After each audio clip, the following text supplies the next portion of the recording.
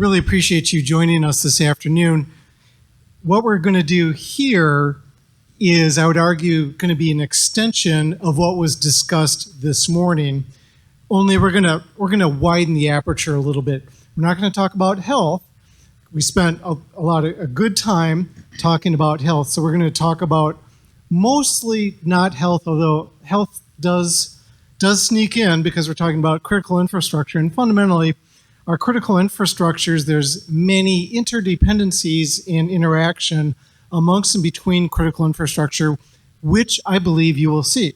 So stuff is on fire. Let us see who is with us today. Okay. Let's see. So we've got Meg West, who's a little bit off the screen, and unfortunately Meg was not literally able to join us today, but Meg sends a very special video message and she introduces herself. She works as an incident response consultant for IBM's X-Force, and she'll talk a little bit about some of the things that she's done, so look forward to that. But I'm pleased to introduce Lisa Young. She currently serves as a metrics engineer at Netflix. Her mantra is, cyber risk management is a team sport. Team sport, you heard it here. Yes, team sport. Lisa has got a fabulous background, including being an instructor. Oh, please don't read that. They can read it themselves. I'm going to read it. I'm going to read every word. No, she's fabulous. She's been in a lot of different industries, including telecommunications, financial services, airlines, manufacturing, automotive, yes, and marine. And she was not the Marines. Not the Marines. Just to be clear. Just the water Marines. Okay. She was a cybersecurity engineer for CERT at Carnegie Mellon, which has done a bunch of stuff in the space. She was doing that for 11 years. Okay. Right next to her is Mr. Dean Ford. Wave, Dean. Dean is a managing principal engineer at Luminary Automation, Cybersecurity and Engineering, LLC. Dean's entire over 25 years has been involved with automation systems engineering and consulting. He sort of stumbled into this via a co-op opportunity at Anheuser-Busch in 1994. Fell in love with automation and the ability to see how things connect to each other. He's passionate about educating the public, that's us, and policymakers about some of these issues regarding the role of automation in critical infrastructure. He's also the chair of the American Water Works Water Utility Technology and Automation Committee, and I'm not going to use the acronym for that. Thank you. Mr. Bryson Bort. He is the, before I got his bio, I wrote a short sentence. I wrote, Bryson Bort is the CEO of Scythe, an Army veteran, and an all-around good guy. Then I got the longer version. So, then I met him. Good guy's been retracted. Yeah. Updated bio. I did mention Scythe. He also started GRIM, a cybersecurity consultancy, the co-founder of the ICS Village, which you should definitely check out at DEF CON in just a couple of days. Do check that out. Senior fellow with the Atlantic Council and Cyber Statecraft Initiative, National Security Institute, and an advisor to the Army Cyber Institute. And as an Army officer, I tell you, he was a battle captain and brigade engineering officer in support of Operation Iraqi Freedom before leaving the Army as captain. Okay. And we have also with us, we're just tremendously honored, Elizabeth, or Liz, leverages almost two decades of legal, public policy, and business experience to build and scale cybersecurity-focused companies. She's currently the Vice President of Operations at Scythe. Prior experience includes serving as a Senior Assistant City Attorney, City of Atlanta, and dealing with aviation. And she was also involved in incident response, which we might hear about later. Incident response. And I, as your humble moderator, my name is David Batz. I'm the Managing Director of Cyber and Infrastructure Security at Edison Electric Institute. I literally worked for an electric utility for about 20 years, about a decade of energy regulatory compliance, physical cybersecurity, working with lots of different federal agencies, including Department of Energy, Department of Homeland Security, and others. Yeah, and I'll just mention one more thing.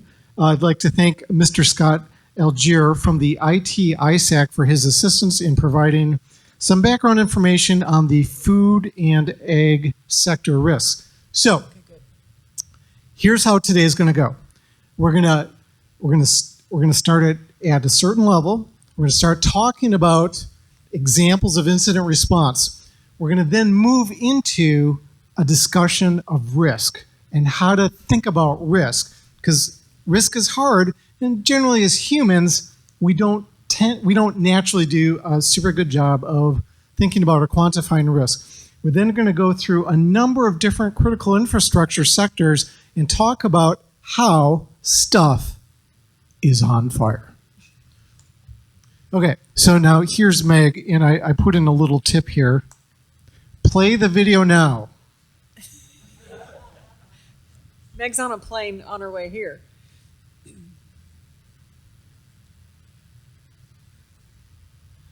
Okay. We're not seeing it up here. We're not seeing it yet. She's over there. I mean, I can see it great. Y'all can't see it. Oh, let me do this.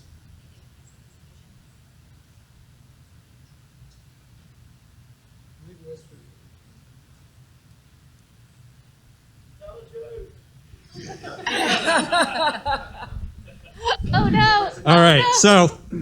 Oh, did we get anybody know computers? Wait, where's Tom? Yeah, computers are hard, you know. Did you turn it back off and on again? There we go. Yay! All right. Meg, who are you and what are you going to tell us? Hey there, welcome to the B-Sides Las Vegas. I am the Cavalry and Stuff is on Fire talk. My name is Meg West, and I currently work as a cybersecurity incident response consultant on IBM's X-Force team. Prior to that, I worked as a global cybersecurity incident response manager at another Fortune 100 company. Needless to say, I have quite a bit of experience working in cybersecurity incident response, and I'm here today to tell you about 2 real-world incidents that I have personally observed. Of course, given the nature of the conversation that I'll be talking about, I can't tell you exactly who the clients were, but what I can tell you is that I've seen these incidents happen several times before, so be careful because they could be coming to a network near you. The first incident I want to talk about occurred in the cloud. What actually happened in this case was the client had an admin account where MFA expired on it due to a licensing issue, and that account actually happened to have an extremely basic password. That password was also leaked onto GitHub. If you're not familiar with GitHub leaks, they're happening all the time, so be careful to keep your API keys and other sensitive passwords safe and left out of your GitHub code.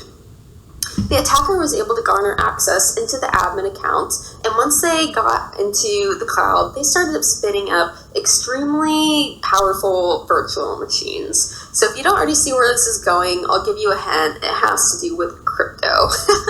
If you're not familiar with what's been happening in the cloud lately, especially in the context of cybersecurity incidents, a lot of attackers nowadays are garnering access to clouds, and they're spinning up some really beefy virtual machines to host crypto mining operations. The client at the time probably had a spend of about $1,000 per month, and after the attackers spun up these virtual machines, their spend climbed up to about $50,000 per month. So you do the math, that's quite an insane difference of $49,000 per month, especially when you're not expecting it. To remediate this, it was obviously quite simple, changing out the password, taking down the virtual machines, opening a ticket with the appropriate cloud provider, and basically begging mercy, saying, hey, I messed up. Can you help me out here? There's some fraud occurring. But this really could have been avoided. How could we have avoided it? The things I mentioned earlier, being cautious, what commits you're making into your GitHub repositories, making sure that your MFA is appropriately enabled, keeping track of your licensing for accounts. These are all really basic things, but unfortunately they're very easily overlooked. In the second incident I want to talk about, this also occurred in the cloud. However, it wasn't about licensing and it wasn't about MFA, nor was it about passwords. It was actually about an NSG group being incorrectly configured. If you're not familiar with the term NSG, that stands for Network Security Group. It's akin to an access control list on a firewall, but it's more applicable in the cloud. And unfortunately for this client, they left their NSG wide open, essentially allowing anyone to access into their cloud.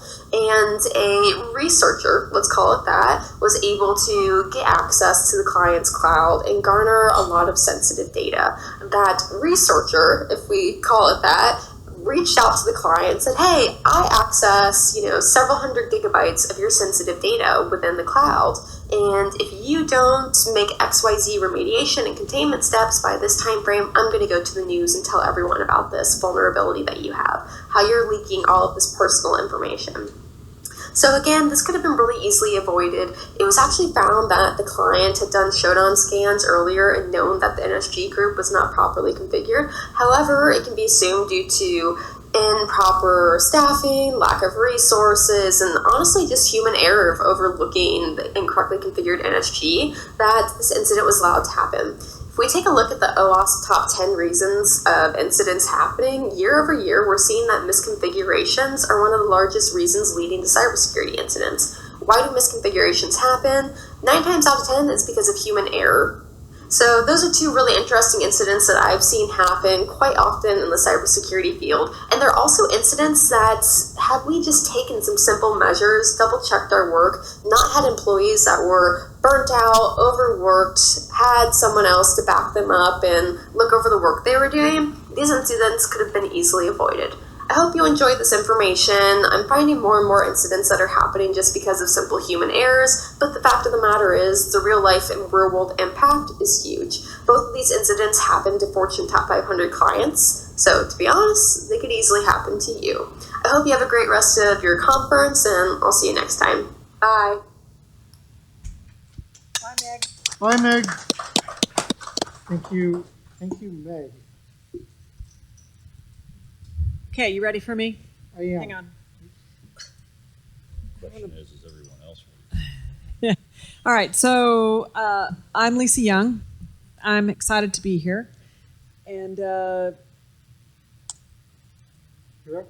I'm ready. Okay, cool. All right, so I have this talk that I give. It's called All Roads Lead to Risk. So I just cribbed these notes from there so I didn't have to make a whole new presentation. So every time you hear the word risk, I want you to think uncertainty. We use the term risk interchangeably with threat, vulnerability, control, asset, you name it. So I'm here to challenge you all on your language. But the most important thing is when people are concerned about something, that doesn't make it a risk. So I always say you should move on the continuum from areas of concern to actually doing some analysis or something and figuring out what's exactly uncertain about what the situation or the condition or the threat or whatever is the area of concern. So there's no part of an enterprise, regardless of mission, regardless of type of organization, that's not exposed to some kind of risk. And the type or category of the risk might be different, but the workflow to identify, assess, or analyze or take some action to respond to risk is largely the same. And, so for those of you who don't know, if you weren't in the last presentation, I serve on the board of directors for ISC Squared. So if there's any disgruntled people in the organization, you can talk to me because we are making some serious changes to the organization, and I hope you see that. But in that role, we identified the top 10 skills that'll be needed in cyber over the next 10 years. And obviously cloud security, data analysis, malware analysis, all those things are on there. Coding, programming, all of those. But risk assessment, risk management, and the ability to talk across and work across silos, right? To actually translate the things that we do in technical terms to business impact terms. And I said this last time, and I'll say it again, but one of the reasons why the COVID task force, which was up here before, if you missed it, won an award is not for all the good work we did, which we did a lot of good work, but it's because we made people who were in silos talk to one another, right? And I think that that's going to become really more important as we go through this, everything that's going on in our world. Next slide, please. So when I actually, use the word digital, I don't really use the word cyber much because I don't think it has a lot of meaning. So I actually have a master's in public policy, and one of the exercises we had to do, I went to the University of Maryland, one of the exercises we had to do was define cyberspace, cybersecurity, and all those terms as related to public policy. So I'm not really fond of the word cyber, but it does get all the money. So but the problem is that if you all know the OSI model, it's all ones and zeros anyway. I'm a telecom engineer. So, the whole point is that digital is pervasive. And this whole notion of cyber physical, what it's being called now, cyber physical systems, safety systems, cyber physical.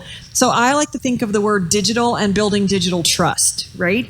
And so this just is a graphic I cribbed from the master's program at the University of California at Irvine, and they do a cyber physical systems. But it's also referred to, which you'll hear throughout this conversation. I do a lot of work in critical infrastructure. I just recently did an assessment for a water company in another country that was deploying 1,000 IoT sensors to understand what was in their infrastructure, right? So you can imagine where this all goes. So the point here is that, these things are tightly coupled to all of the systems upon which we rely and, use in our daily lives. The other thing is I happen to be privileged enough to own a spa in my backyard, and I fill it up every few months. I mean, you drain it, you fill it up, blah, blah. It's not like a pool. And I've noticed because, the chlorine shortage, right? There's no more chlorine in my water. So when I fill up the pool, I have to add additional chemicals. Now, when I read their monthly water report, it tells me that they've gone to bromine, but we don't exactly know if it does the same thing as chlorine. So I'm just telling you this because there's things that slip through the cracks that we don't always pay attention to. Okay, so next slide, please.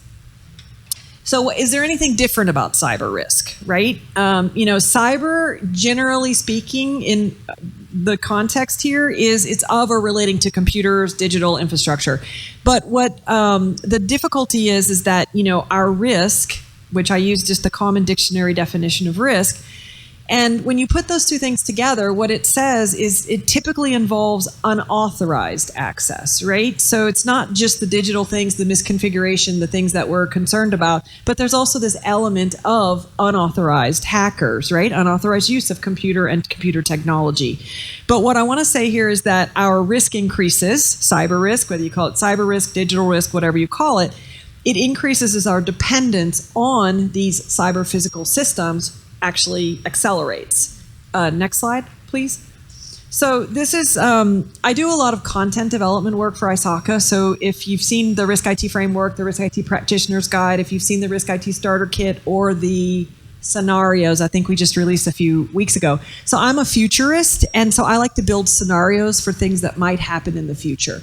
And I use, and they're published now, so they're freely available. ISACA just released a bunch of them. But basically the constructs of how do you think about what could or couldn't happen? Because one scenario could have multiple outcomes in the future, right? And how do we start thinking about that as a way to get senior leaders and decision makers more information or more optionality about what decisions they should be making? And so this is just a high-level risk management workflow. People spend a lot of time on assessing controls, assessing variety of things, but what they seem to miss, in my judgment, is they miss the identification. What are the things that are pertinent to us depending on the type of organization we are, right? Because each of us has a different mission. But the scenarios can be used in every step of this workflow. Every step of the risk management process or workflow, you can get a better understanding of what actions to take or what actions not to take based on, your workflow. Next slide, please. So I know this is a little complex slide. Normally it's a build, but we don't do builds here. So the point here is that this is the organizational context to think about risk management. So I'm going to start from the organizational mission. Every single organization, whether it's for-profit, nonprofit, business, government, whatever it is, has a reason for being. Okay, I did a lot of work over many years ago helping the military, set up cyber, sort of thinking about cyber as a discipline and a domain. And when we think about the organizational mission, we use business activities, whether you call them projects, initiatives, workflow, business activities, business processes, productive activities. We use those in order to execute our mission. But those business processes that we use are reliant upon assets, right?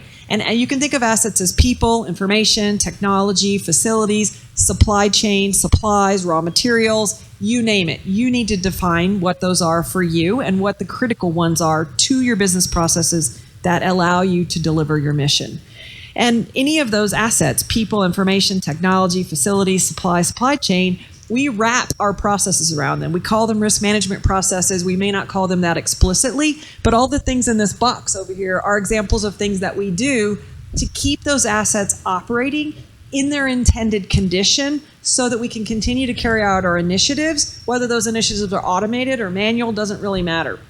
The point is, the more we rely on the technologies, which relies on the assets, we need to wrap them in a way that allows them to continue to operate regardless of what happens, whether they operate in a degraded state or anything, so that we can keep going. Now, the problem with many of these things in the box over here on the right-hand side is that they're all done individually. They're discrete efforts. They don't collaborate, right? And so one of the things that we can do and should do is to collaborate more across silos and figure out how to collect data once, use it many times, right? For multiple purposes.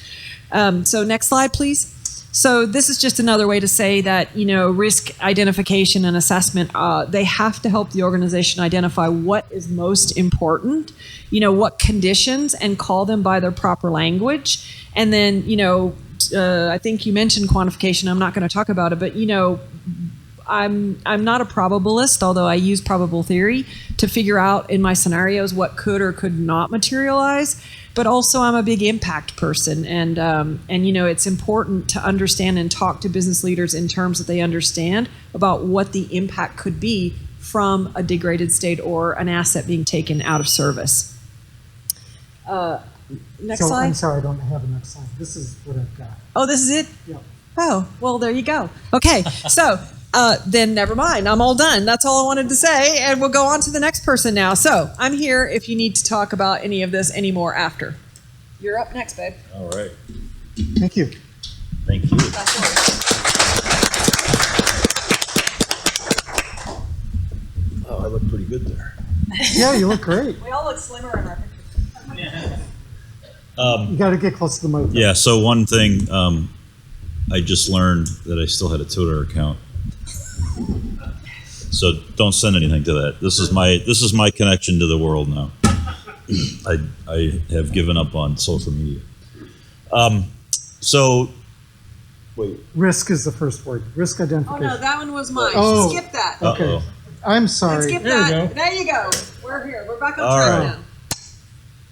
You're on fire. So stuff is on fire. Lean into the microphone. Real quick, what David asked us to do, and I tried to follow that and be a rule follower for once. So everybody's probably familiar with a couple of the most recent events that have really thrust the water sector. And when I speak to water, I mean water and wastewater. To us, it's the same thing. To you, it might be very different things, but the plants are if you're living downstream of somebody else's city, you're drinking their wastewater. Sorry. So just so you know that, so Oldsmar, everybody was very familiar with because it happened about the same time, and the colonial stuff and all those things. And I'm not going to go into the details. Some old machine was sitting there and it got left on, and somebody else accessed it, and blah blah blah blah blah. And they got a hold of the controls. The one thing about OT is that I'm sure most folks are aware. Just getting in access doesn't really get you anywhere. You got to know what to do with that. So this particular person also knew what to do with that once they got access. And they went over and started controlling some chemical infeeds that were very bad. There's a whole host of problems with that that aren't cybersecurity related. And so I struggle with this concept of, everything's a cybersecurity problem. To an asset owner like water, it's just one of thousands of risks that we manage every day. And unfortunately, the public doesn't even understand what it costs to generate the water that they get. And we are in a constant struggle. You try and raise your rate by 5 cents, and all of a sudden, the world's on fire. But most water utilities are not even covering their costs to produce the product that they're selling. And another thing that most folks don't understand is most water utilities are the only true revenue generating entity within a city. Everything else is tax based. Water utilities, wastewater utilities are revenue based. They send you a bill, you pay the bill. So they're also the ones that can get rated when the city's not doing very well. So anyway, there's a lot of things working against the water utility. In this case, it was a simple issue. They left the machine on from some startup a decade ago, So, was this really a cybersecurity issue? Was it a people issue? Why did that machine get left there? Where is the processes in place to go around and ensure those things are taken care of?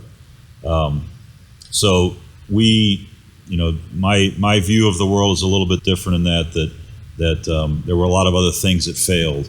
And that's usually what happens when these things fail, right? It's not just one event. It's a cascade of errors that occur in order to cause a problem. Fortunately, this particular problem, the operator happened to be paying attention and caught it in time. The other one, the Baltimore City ransomware, it didn't affect any water delivery at all. It was a billing systems issue, which we're also going through some major upgrades. Same kind of, right? Some person clicked on something they weren't supposed to, launched a whole attack, So a lot of issues out there that are being faced. Utilities are in a unique spot where they have to be very transparent with their users, with their clients. They're also in a unique spot that specifically in the water sector, information is shared. There's no competition.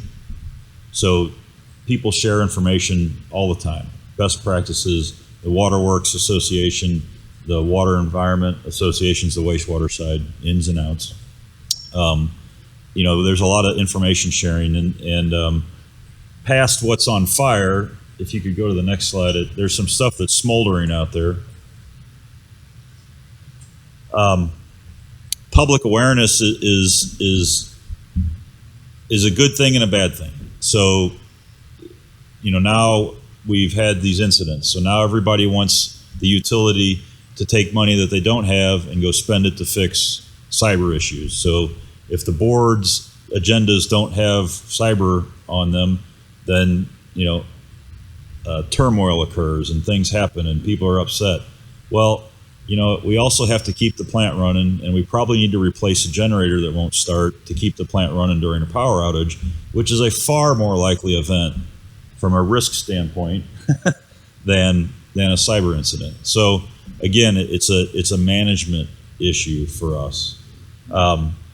And so public awareness also now has elevated a lot of the work that's going on here, and why I'm excited to be a part of this is that it's helping us get some things pushed through, which will then force some, when you're in a situation, it's one of the few things that we don't like. One's a consent decree. We don't like it, but man, it sure does open up the checkbooks and allows us to get some stuff done. So my utility friends aren't going to like that, but it's true. It is true. It's very true. Along with that then comes some government regulation. So, we focus a lot on the quality of the drinking water. That's our primary objective is quality of your drinking water. Everybody feels clean today, right? You're welcome. So, and again, it's a lot like electricity. You flip the switch on, the lights come on. There are an increasingly number of fewer people that understand how that electricity gets to the house, how that water gets to the house. and understanding how all this stuff works together. So hopefully we can get some campaigns going. That's a big work of the AWWA. There's some water is life campaigns, water one water, no water, no beer. That one's probably most effective. It has been.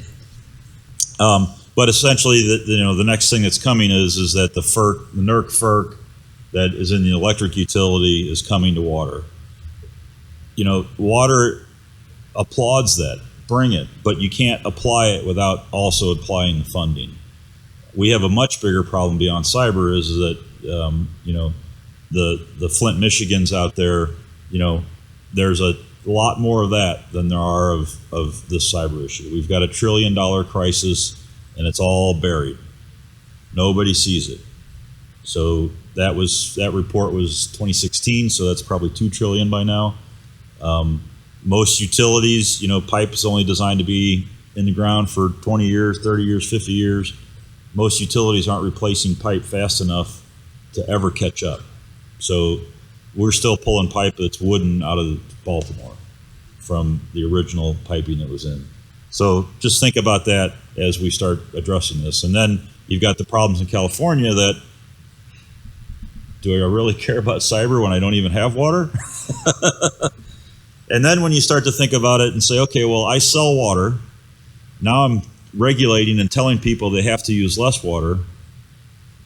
Well, but I have to spend more money to take care of that water and do cybersecurity, but my revenue just reduced because I'm requiring you to use less water.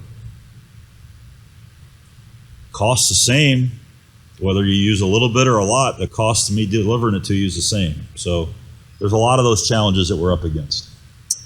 Workforce development for us is, the gray hairs, the brain drain. What are other words?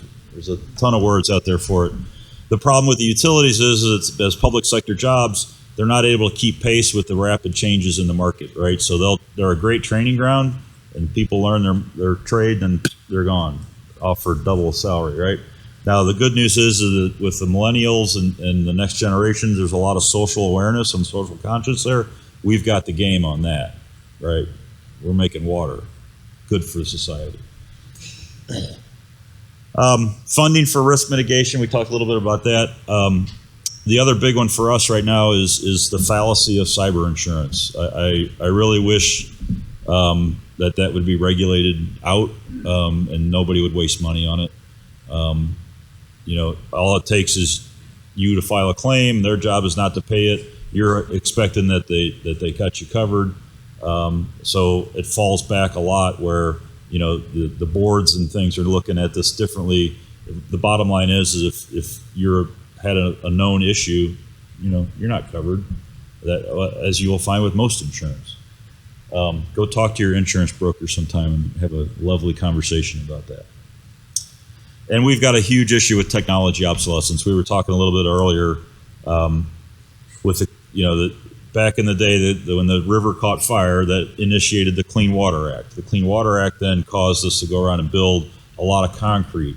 A lot of that concrete went, along with that came a computer control system. That computer control system is at the early age of automation, and nobody really understood what they did.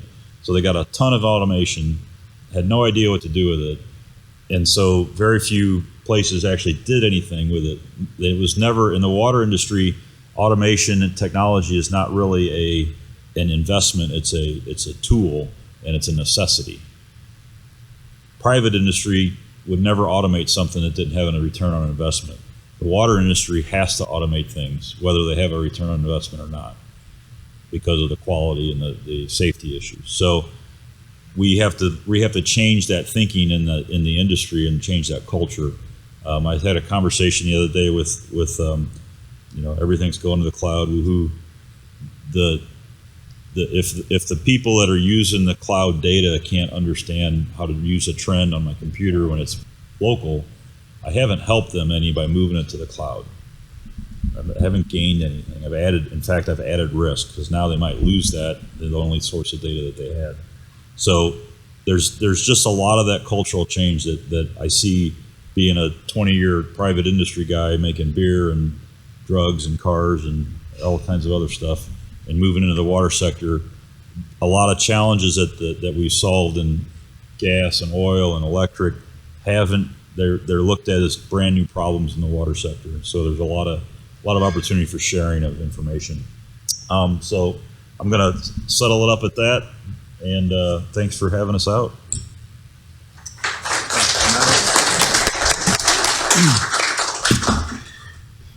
Thanks very much, Dean. Appreciate that. And when we talk about food and food and ag, I think you'll hear some common themes where people say, this is a new problem. We've never had this problem before. No one has thought about this. And that's what we're going to talk about. We're going to talk about food and agriculture sector problems, which are, well, frankly, they're legion. There's a lot of issues here. So let me jump in. According to the U.S. government and CISA specifically, 2.1 million farms, over 900,000 restaurants, over 200,000 registered manufacturing, processing, and storage facilities in these United States. Food is a big deal in the United States. Okay, show of hands. Who had some food today? Okay. So probably everybody. Before or after you showered? Well, yes, both. We should also ask who had water today. Awesome. But food is a big deal economically. 20%, approximately 20% of this nation's economy is structured around food, growing it, harvesting it, manufacturing, processing, advertising, delivery, and the last mile at the store. So 20% of the entire economy is a relatively big deal. So what's going on? Are there any problems? Yes, there are problems. Stuff, in fact, is on fire. Okay, so let us first start with concentration risk. Now, I would say on this picture we have two examples of concentration. Our first example of concentration is a nice person who's thinking very concentrated thoughts. That's the good concentration. There's a bad concentration as well. And the bad concentration is the glass, in this case a magnifying glass, the sun hits it, starts a fire. That is where we are at with vendors, and vendors in the food space. So just a couple of really interesting statistics. Overall, only 15 cents of every dollar that we spend in the supermarket goes to farmers. What? 15 cents. So that means 85 cents goes somewhere else. Processing, storage, transportation, and marketing. But consolidation runs really deep. 4 firms or fewer controlled at least 50% of the market for, if we take all of the different elements of food, dairy, meat, what have you, 50% of 4 firms or fewer controlled over 50% of each of those sub pieces of food. For almost a third of shopping items, the top firms controlled 75% of market share. So there is very significant market concentration. Well, okay, what's the worst thing that could happen? Oh, there's actually a lot of worse things that could happen. So in meat specifically, right now in today's world, there are 4 major companies that control, depending on the specific type of meat you want to talk about, 55 to 85% of the market is controlled by these 4 firms. The White House has accused these companies of contributing to inflation by raising prices while generating record profits. What's really interesting is that the U.S. subsidiary of Brazil's JBS South America, which is the world's largest meat supplier, they alone, that one company is responsible for 20% of the meat production in these United States of America. 20%, one company. No problem. Oh, there is a problem. The problem is that in late May of 2021, ransomware visited their firm.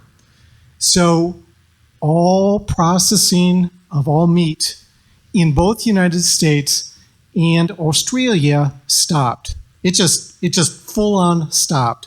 A lot of downstream impacts from that, especially if you're a farmer who can't deliver your livestock to the slaughterhouse. There are no pictures of slaughterhouses here, only relatively happy animals who are about to go upstate to New York. JBS, however, ended up paying $11 million in ransomware to the cyber criminals a week after discovering the incursion. So, other examples of concentration. Well, here's one, infant formula. According to data compiled by the Allied Market Research, these 4 companies control 90%, that's 90%, of the U.S. infant formula industry. You see the names, but there's one name in particular that really gets my attention, and that is the good people from Abbott Nutrition. So, there are some challenges here. Between December 1st, 2021 and March 3rd of this year, 2022, the Food and Drug Administration received 9 reports of infant deaths related to infant formula manufactured by Abbott Nutrition in Sturgis, Michigan.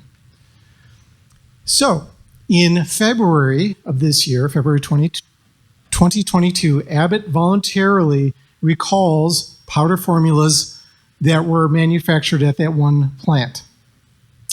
So that one plant just, it stopped. I'll have you, just so you're aware, Abbott alone is responsible for about 40% of the infant formula in these United States of America.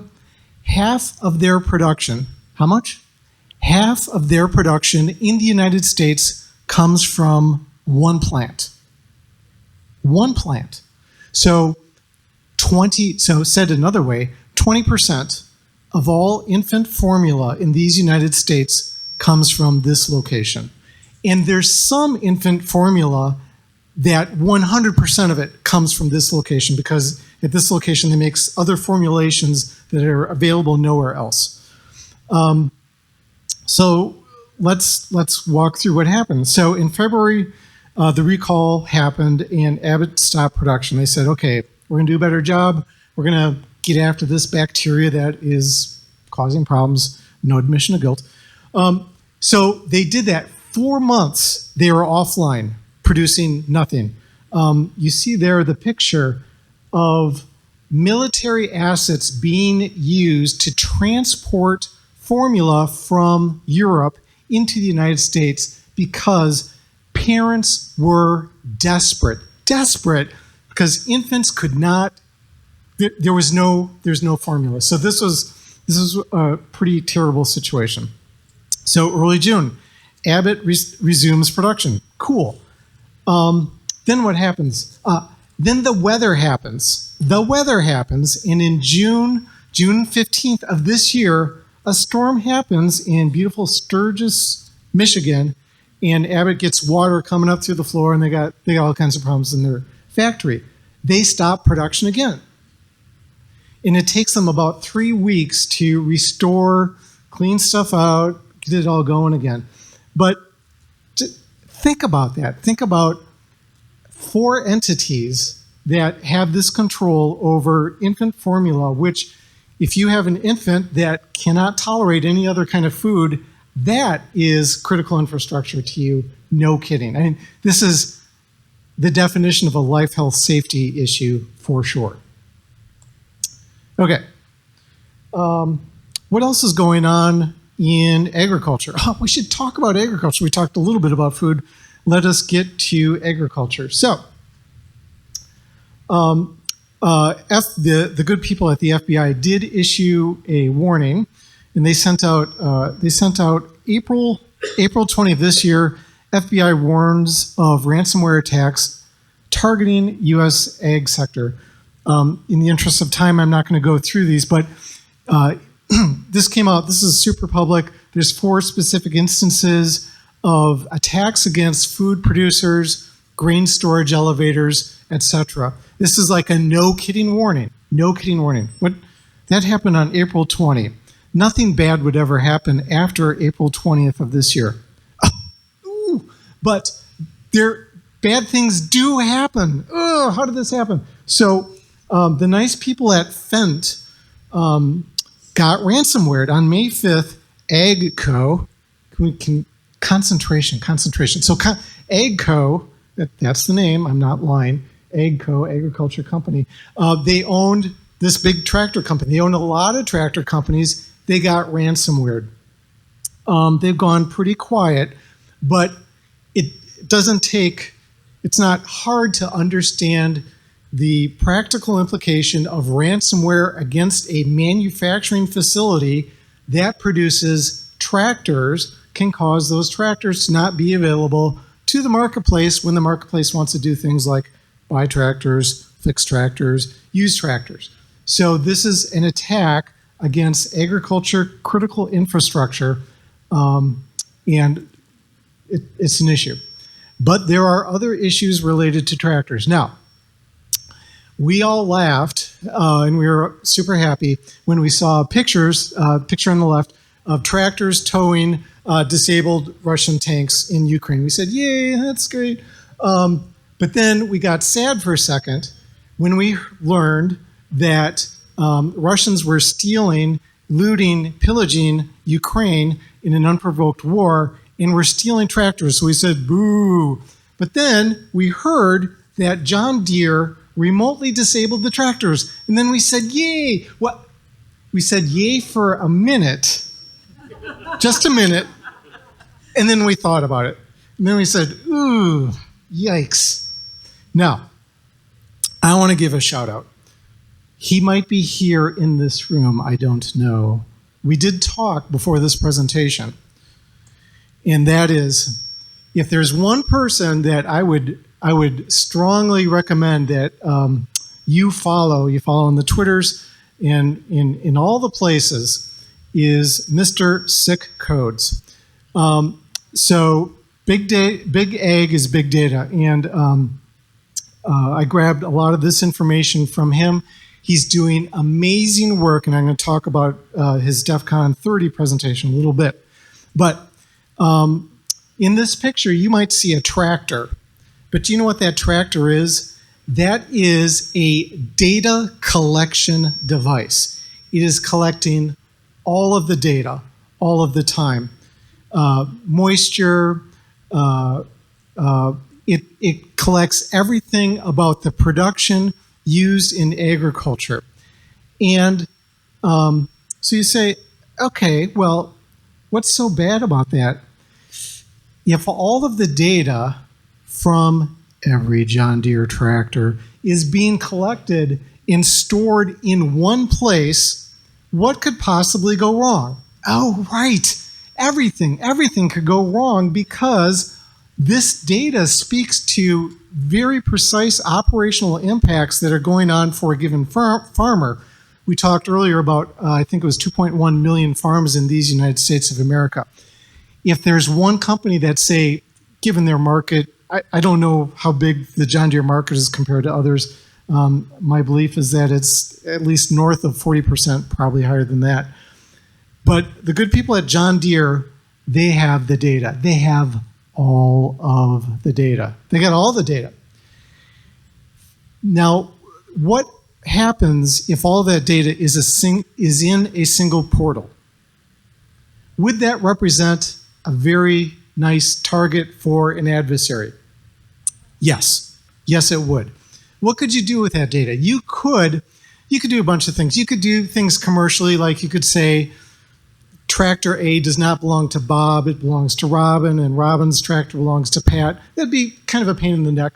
But you can issue a multi-year denial of service attack against one farmer or more than one farmer, maybe a bunch of farmers. Maybe through a single portal, you reprogram the tractor. There is remote access involved related to this portal. You reprogram that tractor to dump so much fertilizer in a certain area of the field that that field cannot grow crops again for decades. That would be a bad day. But here's the thing. This is the world that we live in. And again, you want to follow Mr. Sick Codes because, he's trying to be as responsible as he can. He's telling the good people at John Deere some of the issues that they have. For some reason, they were not super interested in listening, but he's working with them. There's a lot of concentrated risk as it relates to big ag and big data. I don't want to put all the blame on John Deere because basically every other tractor manufacturer is in the same game of collecting the data. This relates to carbon offsets, production. You think about in today's world, corn is used for everything, including food. It's also used to create fuel, biofuel, a lot of issues related to big agriculture. Big ag is big risk. This Metallic-y device is an example of a piece of communications hardware that is in every or essentially every tractor, which fundamentally is a data collection device that is sending all that information back home. And so here's the big reveal. Saturday evening, or Saturday, Sick Codes is on the main stage talking about hacking the farm, breaking badly into agricultural devices. If you're at DEF CON, you definitely want to check that out. Okay. There is an announcement here. Before we go on to energy sector problems, I'd like to deal with food security a little bit more. There's your chocolate chip cookies. Thank you. So one of the fabulous benefits of speaking at DEF CON is you can make outrageous. Lose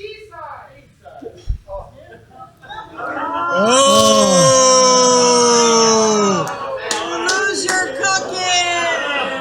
Okay. BSidesLV,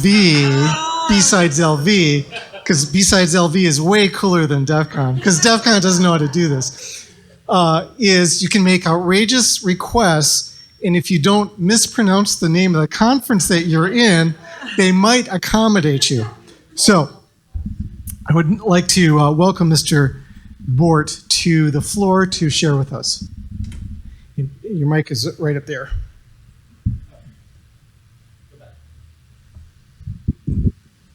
All right. Well, thank you for giving me a low bar to meet in comparison, David.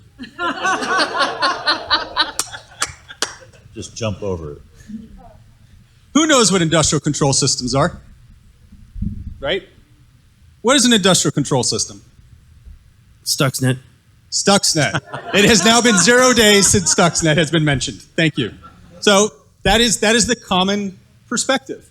We need to understand that all too often in our industry, we talk to the echo chamber of ourselves, right? Not everybody is as smart and as good looking and as nice as Jen Ellis.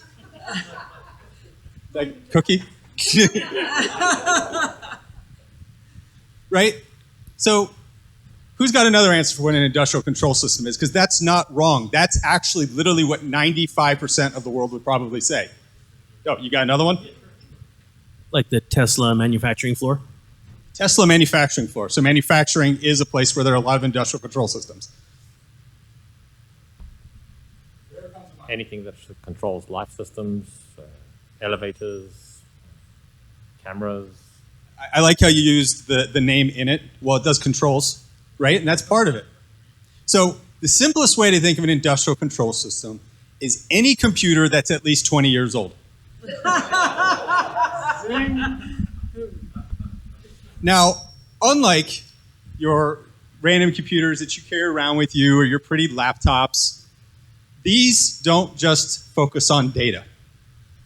These affect the physical world. That's what we're controlling. It's not just data, it's physical impact. And when we lose energy, we go to the Stone Age immediately. That's not me worrying about cyber and insurance. That's not me worrying about data. That is, we are Stone Age like that.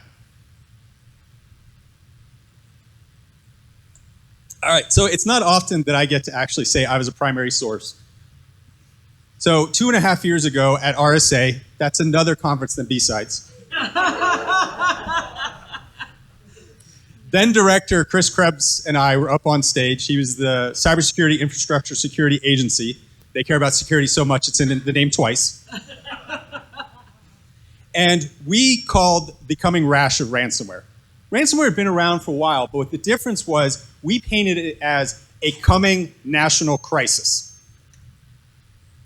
And as of 2021, just like when we think of industrial control systems from 2012, we think of Stuxnet, ransomware in 2021 became a kitchen word. What I mean by that is it escapes the expert parlance of this is exactly what ransomware means. It became something that was talked around the kitchen table because it actually affected your daily citizen's life. Your average citizen does not think about cybersecurity. In fact, I would argue in your personal lives, you rarely do as well. You don't wake up and think about, what am I cybering today, except at my job, right? You think about shower, thank you for the water. You think about breakfast. You think about your boss as an asshole. You think about your car, right? You think about all of these things. This is not a top priority. And so when we get, and it's always for a bad reason, but when we get that opportunity as a community because something is bad enough that it gets the attention, that is our opportunity for change, right? I Am The Cavalry has been pushing these ideas for years, and I mean, unfortunately, it takes those kinds of big moments to make change. Going back to where we're talking about risk, we as humans are terrible at understanding risk and what it actually means for ourselves, which is why we all think, well, yeah, that's bad, but I got all these other things to worry about, and until it happens, I don't care. So ransomware has now innovated, right? Ransomware used to just be, I just locked your computer, right? Saudi Aramco, all of their computers overnight paperweights. Now what's interesting about that is it did not directly affect any of the industrial control systems. Not a single one was affected. But every single computer in the enterprise information technology environment, paperweight. Do you think that you can run your operational technologies without your IT? Nope. So now they've expanded it. Not only am I going to lock your stuff, but I'm going to exfiltrate it, and then I'm going to use that as double extortion. So pay me the bounty for, well, bounty, sorry. If you've been following any of the cryptocurrency stuff, that's been the latest thing is, hey, we're going to call you a white hat afterward if you return the money. True story. That's a bounty. That was why it was in my head. No, so pay the ransom to get the decryptor to turn your data back on so you can operate, and we won't release your stuff. Then they thought, wait, we can do even better than that, because what do we get with your data? Well, I get all of your customers and all of your vendors and all of your supply chain. Huh. Wonder if any of their data is in that. Wonder if you not want them to know that. And so that's the triple extortion now, where I'm going to also ransom that against all of the relationships that you have. So the question of this has always been, almost all ransomware comes out of roughly Eastern Europe and Russia, the great majority of it. And the question has always been, what is the alignment of clearly Russian intelligence and military to that? And for the most part, there is no absolute smoking gun where somebody got caught with it being like a direct handoff. But there certainly was, at a minimum, a kind of wink, wink, we'll let you work here. And that changed when we had the Ukrainian war. So one of the big ransomware groups there, Conti, within 1 day of the attack, came out publicly and said, anybody that does anything against Russian computers, we're going to attack you back. Furthermore, as we discuss this in a later slide, we're going to talk about how, very curiously, a lot of the ransomware targets tie directly to Russian national strategy. Huh. Turns out we're not really talking about this computer nerd shit, are we? Because this stuff doesn't just exist on the realm of what we have to do for computer security. It's the question of motives. and why. And then we have also example of hacktivists using ransomware and the Belarusian cyber partisans. Next slide. All right. So why is it so important we don't call everything an attack? Have anybody ever seen those statistics where like we stop 600 million attacks a second? Ooh. At the airport. On a bulletin board. When we landed in Vegas, if you didn't see it, you know, which one? Who's the one we hate? Dark Trace. Sorry, I have opinions. And what they're doing is, turns out that all this interconnected stuff is constantly being swept by all sorts of different people who had written scripts to crawl it, to touch and do that. Well, when I touch a port, and I touch that port, and I'm enumerating the surface and touching that stuff, they're calling those attacks. Well, now go back to our industry, our community problem of we've come across as the boy who cried wolf. And so it's hard for society to tell the difference. Well, you said 600 million attacks. And I don't see any real problem with that. So we have to be very careful with our language. We have to think, what's the difference between reconnaissance? What's the difference between initial access? And then what's the difference where I'm actually causing impact? Right? Dean mentioned this earlier, the difference between access and impact. Those are the two key attributes when we look at industrial control systems. The other part tying it to IT, right? Everybody's familiar with the CIA triad, confidentiality, integrity, and availability. Availability is the biggest key in industrial control systems. Availability is the biggest key in industrial control systems. I'm not doing it 3 times. So we need to be careful about our language because it changes where people are going to be listening to us, especially at B-sides. Where's your bounty, buddy? All right, so who's heard of the Purdue model? I have. Okay. The Purdue model is the de facto enterprise architecture model that we use in industrial control systems. And it's fooling you. It was originally created to be able to establish the timing of these control systems so that I could get them to work. And the problem is we looked at that from an IT background and from a design and a security background, and well, like 1, 2, 3, 4, 5. I mean, that's defense in depth, right? It intuitively gives you that feeling, doesn't it? But here's the reality. Pixar is going to be recruiting me. So we have IT. We all understand IT. Beachhead. So like in the Florida water hack, what they did is they accessed a human-machine interface. These are higher-level machines that are there in these environments so that I don't have to literally run around to every sensor or control system. I have a single map of them. I can see what the state of those are, and I can make modifications manually if I need to. In the case of the Florida water hack, the HMI, they changed it so that the PLC stayed open, the programmable logic controller stayed open, and that increased the amount of lye that was going to be processed through the water at that point. That PLC is at the bottom part. That's the traditional operational technology. These are relatively dumb devices. They just do what they're told because all of the intelligence is being done up at the beachhead. That was a B-sides click, please. Thank you. Oh, forgot. There's a theoretical air gap, right?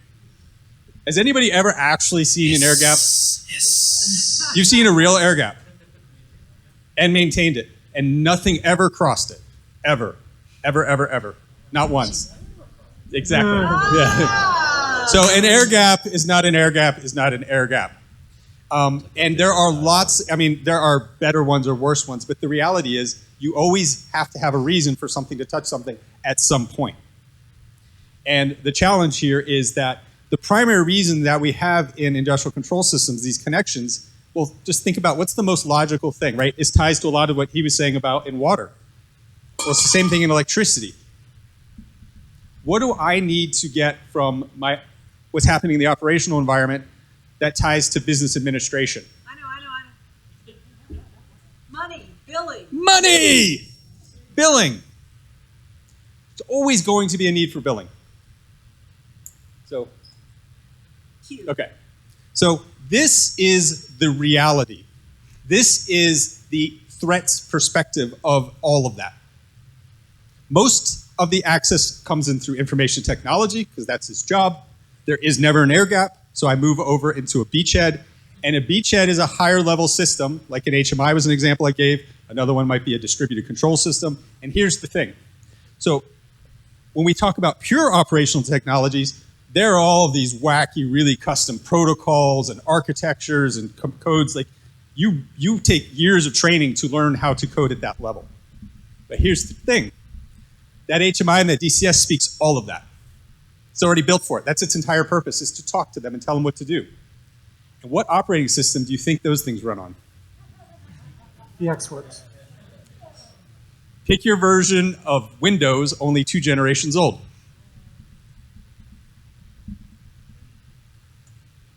All right, so that's what I looked like with my COVID beard. Oh, wow. You haven't seen Cyber Gandalf. I have not.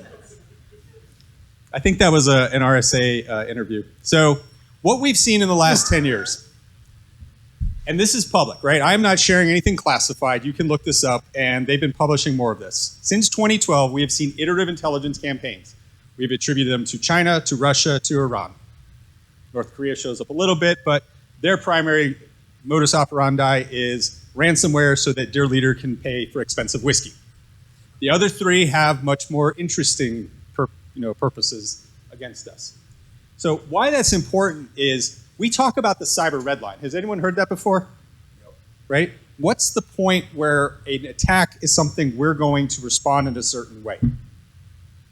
Because if you notice, 10 years of hundreds of campaigns with this having an increasing op tempo, and yet there's been no real loss of life, has there? Why do you think that is? What's that? Because that's a red line. Do you think the United States government's response is going to be, we're going to cyber you back? No. The #1 military in the world is not going to cyber you back if you cross the red line.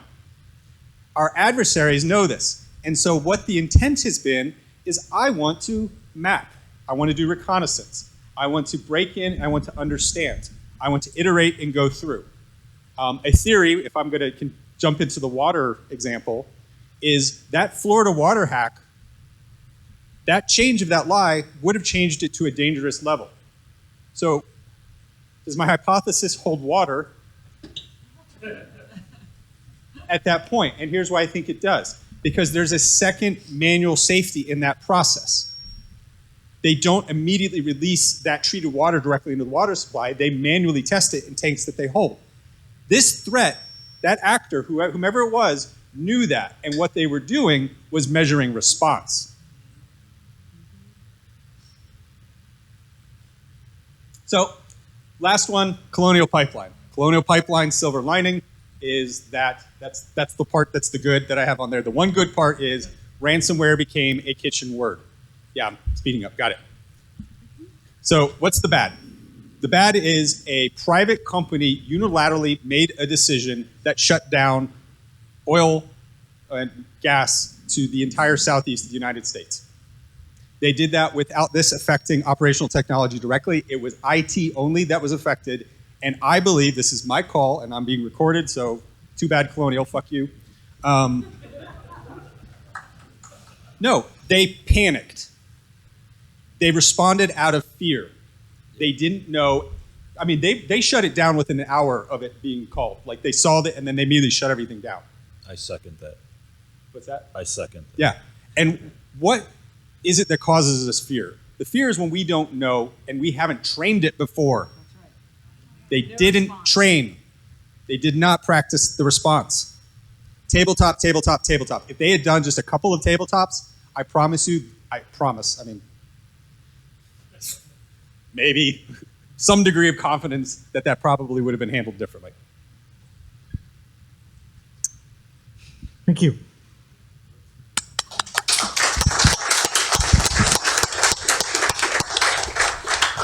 All right, Lawyer Liz, we need you to lay some truth down on municipal service sector problems. Are there any? No, not even a little bit. And so, typical lawyer disclaimer. Source of all evil. While I am a lawyer, unless you work for Scythe, so Bryson excluded, and I think we have one other colleague in here, I am not your lawyer. And even beyond that, I am not your personal lawyer. So if y'all get arrested in Las Vegas, I am not licensed to practice here. I will not bail you out of jail, but I will laugh hysterically and make sure your mugshots get posted everywhere. Of course, making sure I have full consent, et cetera, et cetera, et cetera. But in a prior life, before jumping over into the startup world, I was in private practice, even before I joined the city of Atlanta. So as anyone's familiar with the state of Georgia, because we don't do anything wrong or newsworthy, et cetera, et cetera, et cetera, but there are 159 counties in the great state of Georgia. So if you're thinking of the sticky spider web that gets built when you have 159 counties in a state that, if you know Atlanta, maybe you know Augusta, maybe you know Savannah. Those are our big economic areas, in addition to Gainesville, Georgia, and Dalton, Georgia, which are two capitals of commerce for chicken, poultry manufacturing, and carpets. So now you're thinking, wow, the great state of Georgia and all these counties are just, their coffers are overflowing with cash. No. So I got to serve as part of the team that were the county and school board attorneys for about 30 of those different for 30 of those different counties and school boards. So if you want to talk about getting in the weeds and talking about old school systems, when you have some of the most economically depressed areas and school districts where schools are serving as, everything, in addition to counties are providing lots of different answers for all kinds of things. So when you're talking about a ransomware attack on a county government, that if they can't get their systems up, the Social Security checks, other community support services are immediately shut down. So next slide. So we're going to talk a little bit about, and I kind of jammed a lot of things in here because some of us, being lawyers and rule followers, held to the 2-slide request. Thank you. Thank you very much. Some of us also read the emails and other communications about the panel. Thank you. So now that we're going to talk about municipal governments as well, because I wisely decided, you know what, I was having fun with technology, so I'm going to get out of private practice and I'm going to go into public practice. So I joined the great city of Atlanta as a senior assistant city attorney in charge of the world's busiest airport technology projects. So I, in 2017, had joined the city of Atlanta in 2018, well before it became a national topic for everybody else around dinner tables in Atlanta. We suddenly got to learn, ransomware, Sam. And being one of the only attorneys in the Department of Law who had any background whatsoever in cybersecurity, information security, researchers, hackers, you can imagine kind of the oh shit moment when I'm on the Department of Aviation's network computers and my colleagues on the actual City of Atlanta network computers suddenly were going, hey, I can't access my files. I've got this thing up.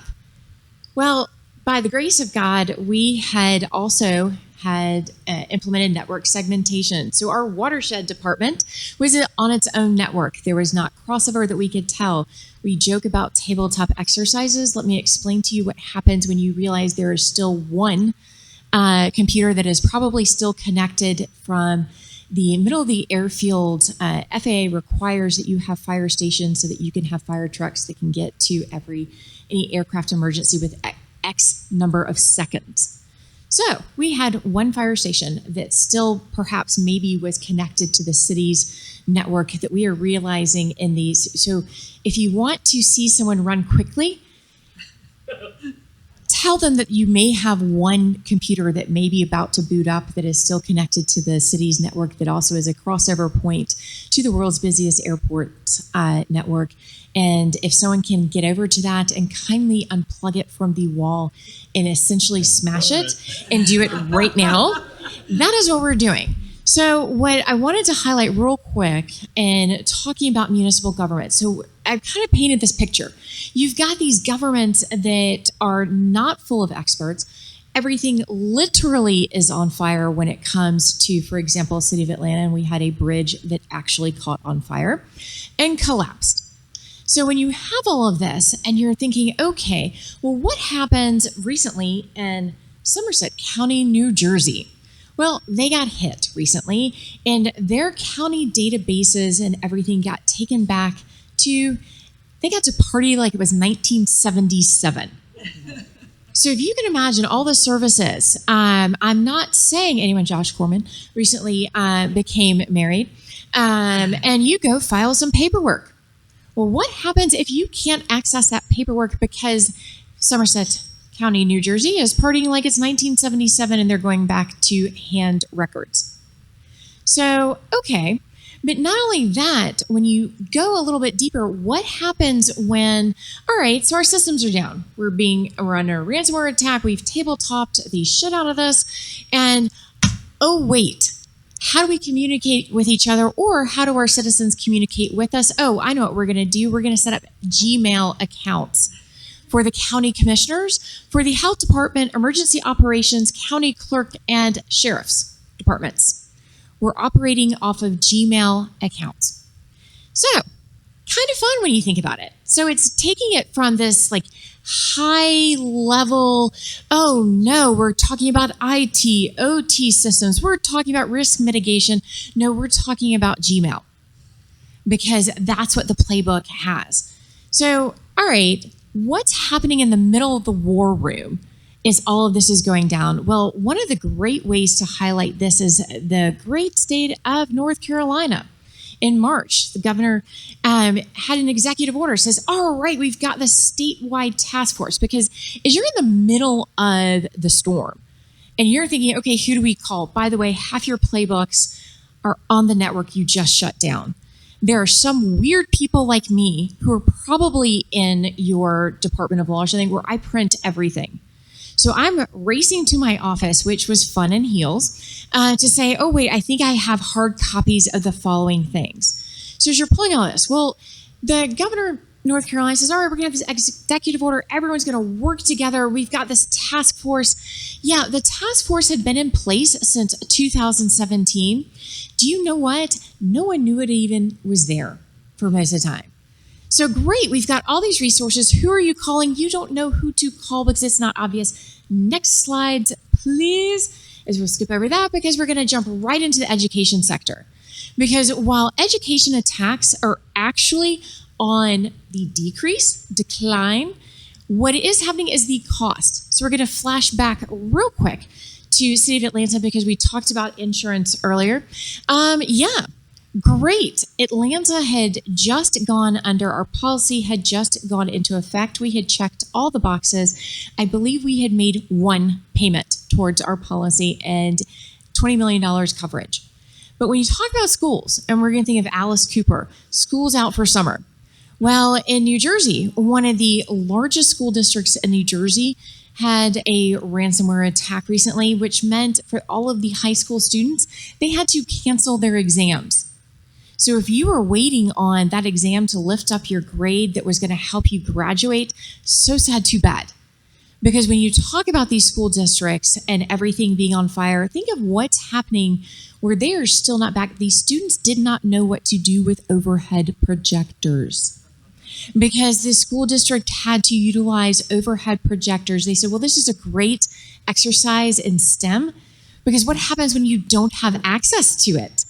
And they were able to find them. So not only that, but they had no access to the online resources where you have now put all these great books and all of the educational teaching materials online in the cloud. You're accessing them from your tablet. No. These students no longer had access to that because the county had to then pull it off. But when you look at, okay, well, who do you call when it's the school board, the school district that's gone down? Well, first of all, you call the school board, you call the superintendent, you call the school board, you call the school board's attorneys. You also call the state Bureau of Investigations, you call CISA, you call the FBI, the DOJ. You also call, and as I highlight on several of these slides, about 6 different other agencies. And if you want to have fun, you sit with your popcorn in the back and watch all of them fight, not over who is taking the lead. Not only that, if anyone here has worked for a company that represented the city of Atlanta in our ransomware attack, I applaud you. A lot of y'all led me to drink. Because we had about 5 different IR teams sitting in the emergency response room, all deciding that they were going to lead because they had a contract. I said, great. Guess what? You all have the same contract. Because my predecessors didn't know, and we didn't plan for this. We didn't know what was going to happen. We didn't know who was going to be the lead. So everything is on fire. It's even more so on fire when you have all these county governments, municipalities, school board attorneys, and no one who knows what they're doing, nor do they have the resources to pay for it because they probably, oh, by the way, county and city, state, municipalities, I think a lot of them are self-insured because they get to opt out of insurance requirements. So we have no pot of money. We have no idea how to solve the solutions. And so I now work in the private sector once again for a startup. So with that, thank you.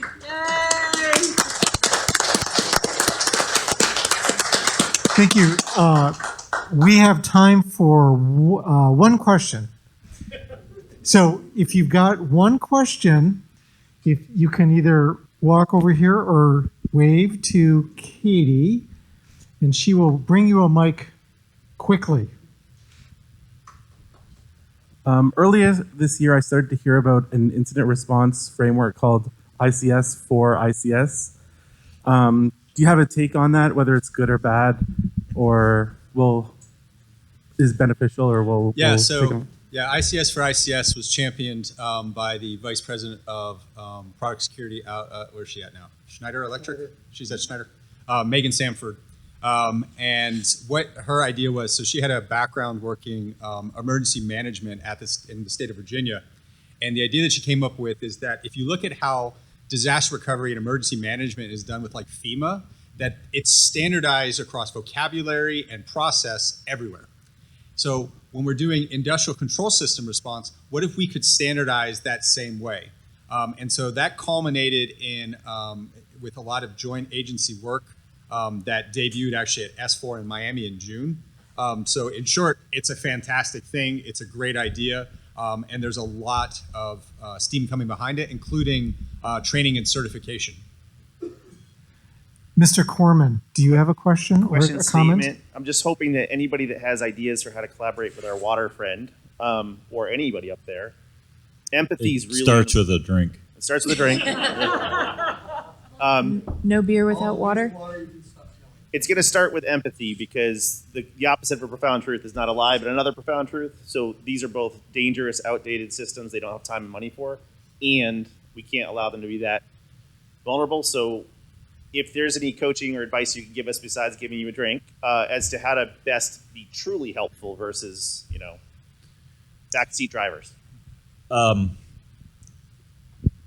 think true to the mission, we all live in a community that is being serviced by somebody. Start participating in the board meetings and asking questions and helping them understand what their risks are. That's probably one of the best ways I could offer up to get involved. And most of those are televised now anyway. So, it's like any other industry though. It's the email server has 1,000% more availability and uptime than the systems running the plant. So they get computer racks and server rooms instead of the janitor's closet. So. Okay, please join me in thanking our fabulous panelists.